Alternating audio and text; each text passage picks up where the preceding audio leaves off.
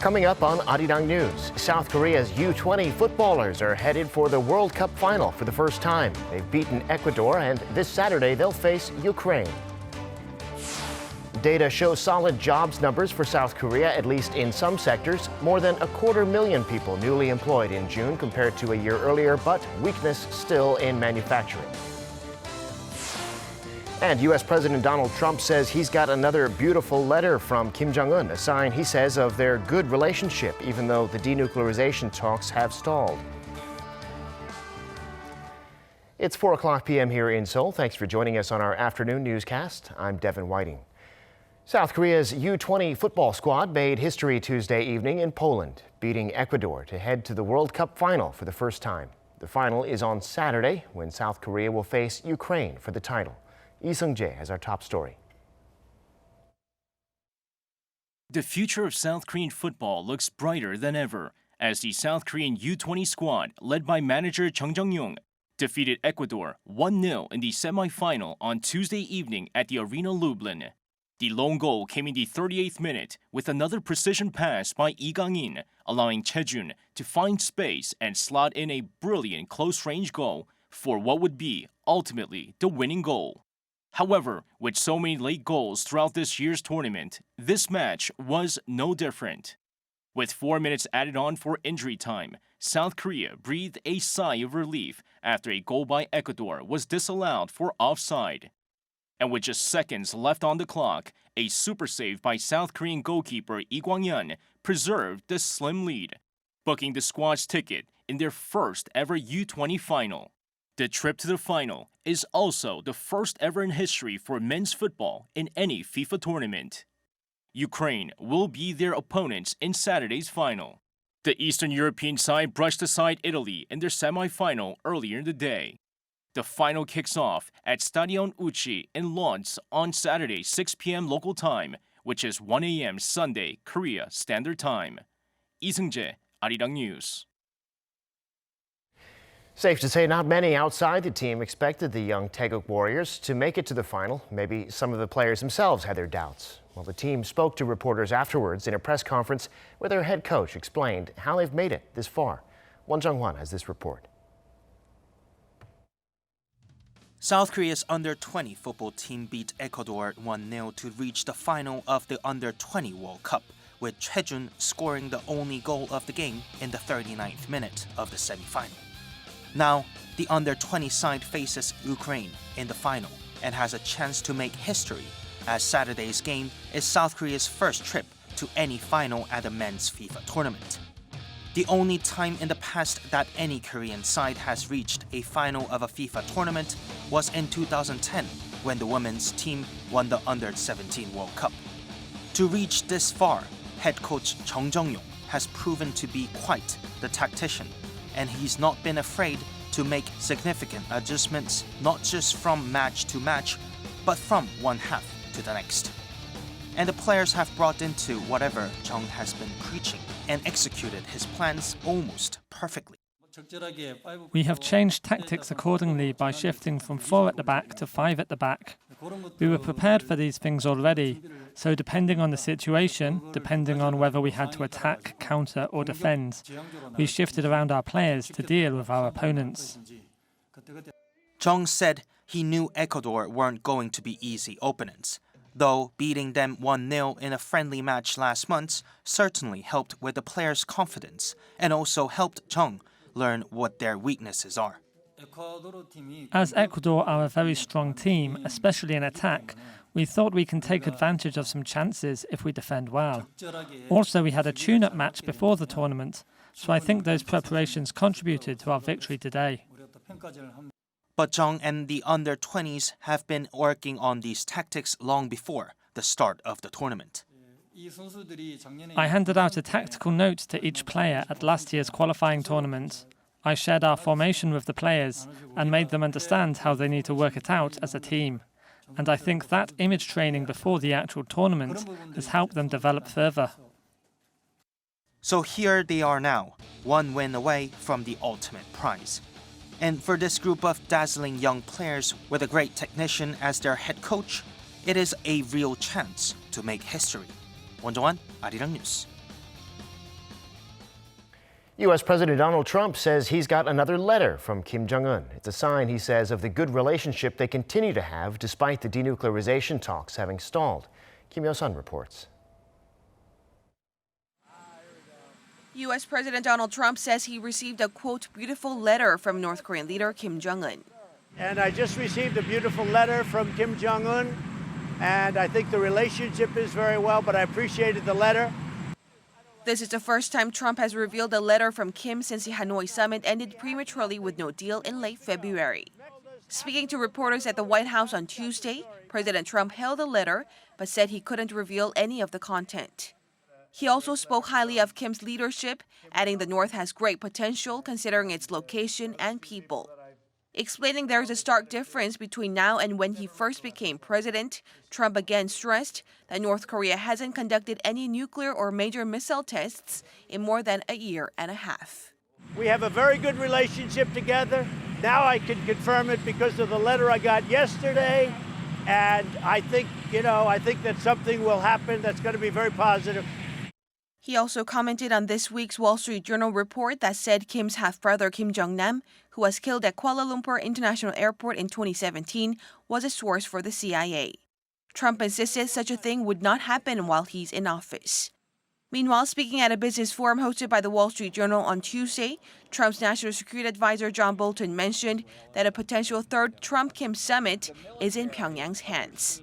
Despite the letter from Kim Jong-un, it remains to be seen whether Pyongyang and Washington can rebuild momentum in stalled nuclear talks, a year since the leaders first met in Singapore for their first ever summit.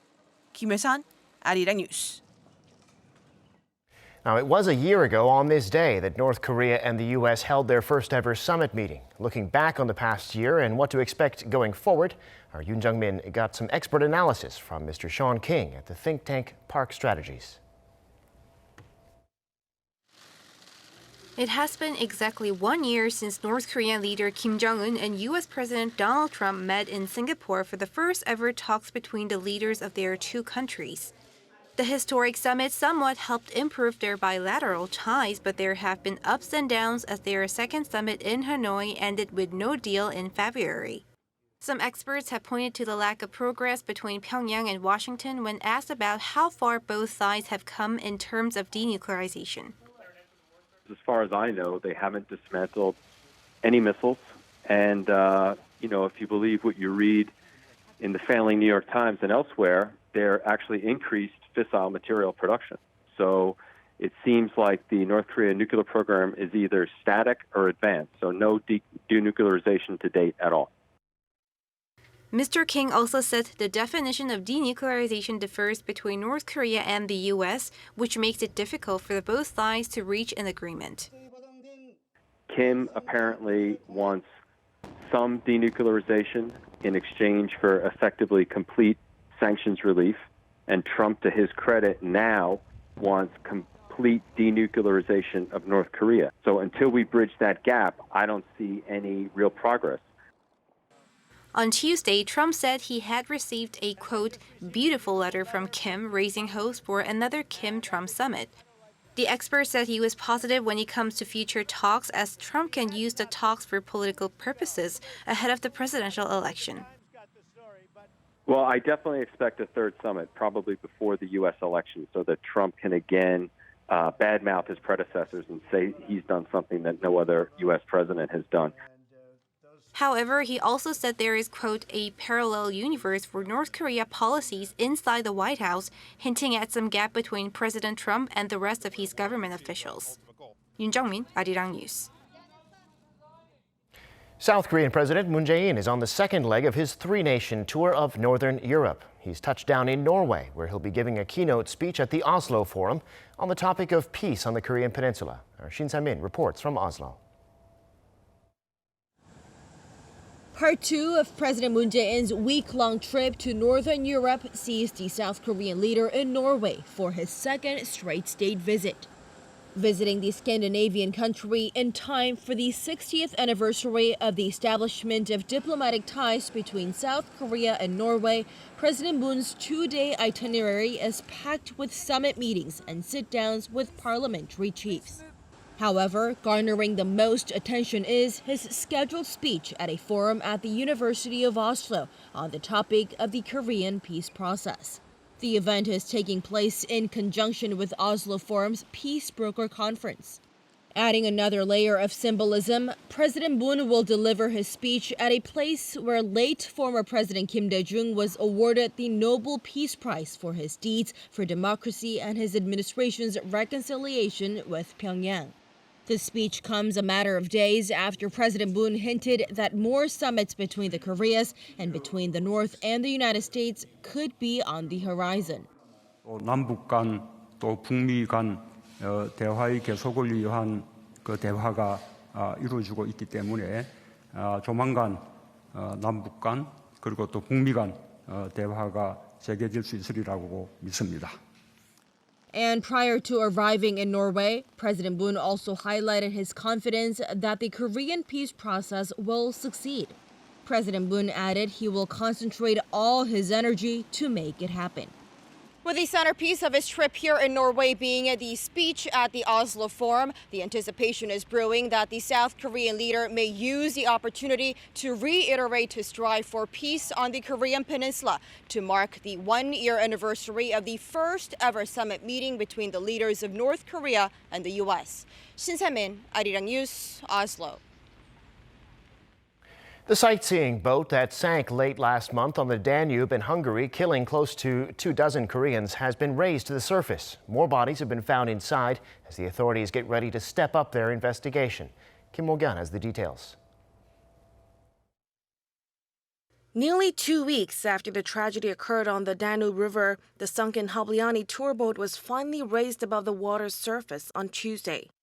During the 6-hour-long salvage operation, Hungarian authorities were able to retrieve 4 more bodies of South Korean passengers, including a child, bringing the death toll to 24, with 4 people still missing. Security was tight in the area, but citizens gathered to watch the salvage process from afar, most of them feeling overwhelmed by sadness. It is the first time after the tragic event I've seen in the TV and read in the newspapers, and I was also on such kind of ships, tourist ships, and it is very upset to think that could happen also with us, such tragic events. After the boat was raised, it was taken to Chapel, an industrial port in South Budapest, for a detailed investigation. Police in Hungary say they plan to look deeply into the cause of the incident, together with ship experts and engineers. The inspection will continue with technical, nautical, and shipping experts, and in the presence of the prosecutor. The aim of the inspection is to verify all those deductions that will clarify the reasons and causes of the accident. Police also revealed they carried out another search inside the Viking Sigyn, the cruise ship that hit the tourist boat, to obtain additional evidence. The Ukrainian captain of the ship has been arrested on suspicion of reckless misconduct in waterborne traffic, leading to mass casualties. His lawyers claim he did nothing wrong. Seoul's foreign ministry announced on Wednesday that the government response team will enter the boat to search for additional victims at around 5 p.m. Korea time and vowed to work hard until all the bodies are recovered. Kim Mo-kyun, Arirang News.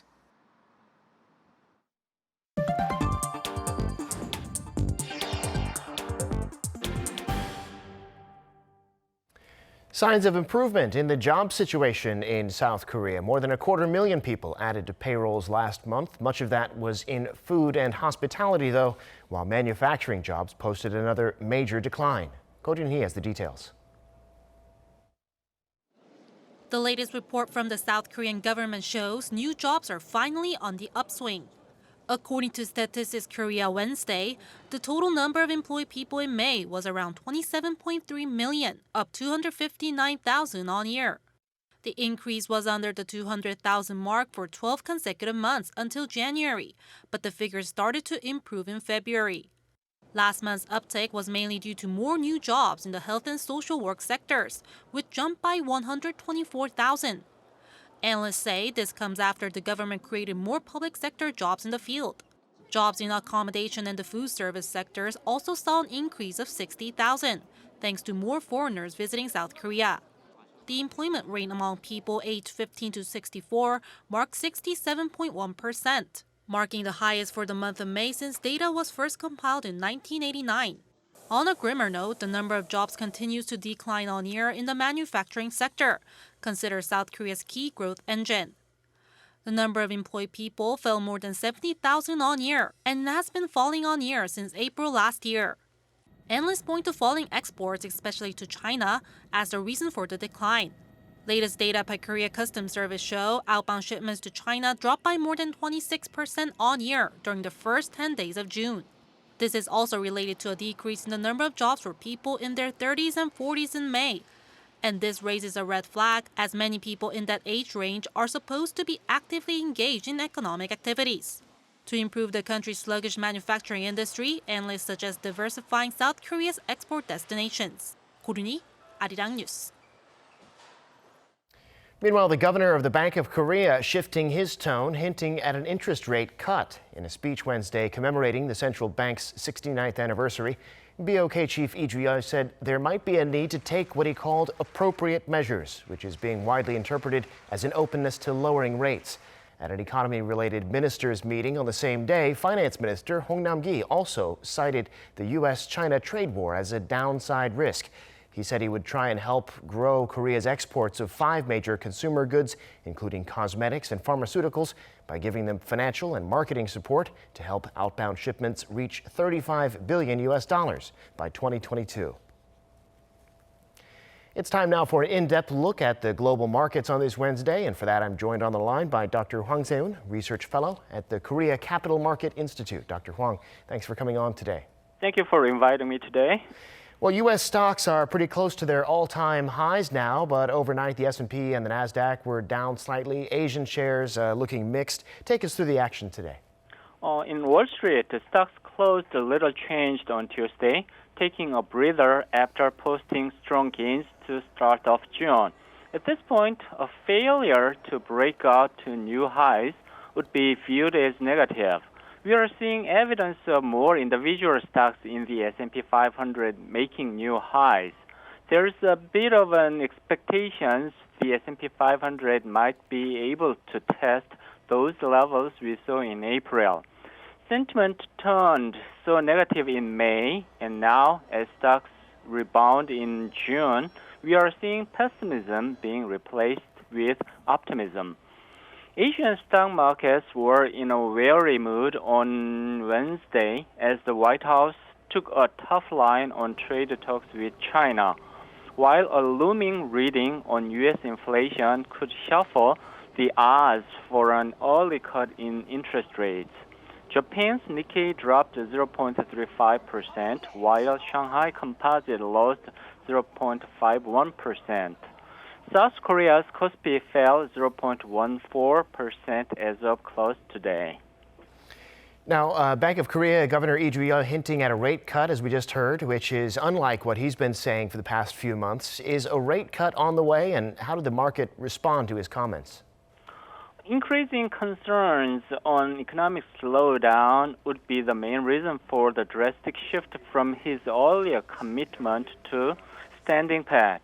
As external uncertainties have increased due to the U.S.-China trade dispute and slump in the semiconductor industry, the BOK may need to take appropriate measures to accommodate changes in economic conditions. Since the start of the year, the economy has been showing signs of sluggishness amid a slump in exports and business spending. The possibility of a rate cut seems to have had no immediate impact on the financial markets. Many economists expect the central bank will begin considering lowering the key interest rate in the last quarter, or when and only when the U.S. Fed lowers its first rate first. As price indicators in the financial markets already reflected this expectation, the comments from the top central banker would not generate additional sizable market changes. Got it. Well, otherwise, in other news, we have the finance ministry saying the central government is running on a deficit of 25.9 trillion won, or about $25 billion. The administration, meanwhile, is looking at more spending to boost the economy, so there are concerns about fiscal soundness. What's behind the push for a fiscal expansion in this situation? That is because the Korean economy needs to manage heightened downside risks amid deteriorating external conditions. The possibility of the risk being drawn out couldn't be ruled out, as external uncertainties have increased more than expected at the outset of the year. Korea saw outbound shipments of goods decline on year for the sixth consecutive month in May, mainly due to escalating trade tensions between the U.S. and China and a continuous drop in chip prices. In addition, income-led growth policies along with tighter business regulations seems to dampen corporate activities. But it is not certain that additional fiscal spending would result in boosting the economy up and creating more jobs as intended. The two previous supplementary budgets implemented by the incumbent administration have done little to improve economic and employment conditions. All right, Dr. Hwang, we'll have to leave it there for now. Thank you for coming on today. We appreciate your insights. Thank you very much. Now, the favorite brand of consumers in Asia is apparently Korea's Samsung Electronics for the 8th year straight. Marketing firms Campaign Asia Pacific and Nielsen surveyed consumers in 14 markets across the region. Samsung, in the top spot, was followed by Apple, Panasonic, Sony, and Nestle. By category, Samsung was number 1 in mobiles, TVs, and smart home technology, and it was number 2 in home audio, headphones, kitchen appliances, and wearable technology. The survey's report said the Galaxy Fold, Samsung's foldable smartphone, was an example of innovation, but it also mentioned that the firm's good reputation might be tainted by a recent investigation into corruption. Now, a trend is emerging among Korean consumers, and that is a preference for things that are miniaturized. Small snacks, small drinks, and small appliances, for example. Our Kim Jae-sung explains. From food and drinks to home appliances, there's a rise in the popularity of mini products across the retail sector. This chocolate pie weighs 198 grams, half the original size that's been on the market since the 1990s. It's also 50% cheaper. After conducting surveys, we found that consumers snack at their office or at school and want bite-sized snacks, which are easier to eat and leave no crumbs. Since releasing these small-sized ones, we made over $5 million in the last 5 months. We also got a lot of feedback, and they're cute and easy to eat. In the first 5 months of 2019 through May, mini cans of beer in 135 milliliter and 250 milliliter sizes saw sales soar threefold on year, and some stores have more than 80 kinds of different mini alcoholic beverages. For the same cost, you can try several different drinks. It's good for people who can drink a lot. When it comes to snacking and drinking, it's about mood, diversity, and having fun, or just quantity. There are also mini home appliances ranging from mini multi-grills and toasters to rice cookers and fridges. They are smaller and around 20% cheaper than regular-sized appliances. Changing household structure and the economic slowdown resulting in demand for more cost-effective, smaller-sized goods. At the same time, more people are also emphasizing value and health. Consumers want healthier, fresh food that they can eat right away instead of keeping huge amounts in the fridge or wasting it. The number of one-person households has continued to go up in recent years, accounting for more than a quarter of the total households in Korea. As one-person households become a bigger consumer group, companies are coming up with more mini products to suit their needs. Kim Jae-sung, Arirang News.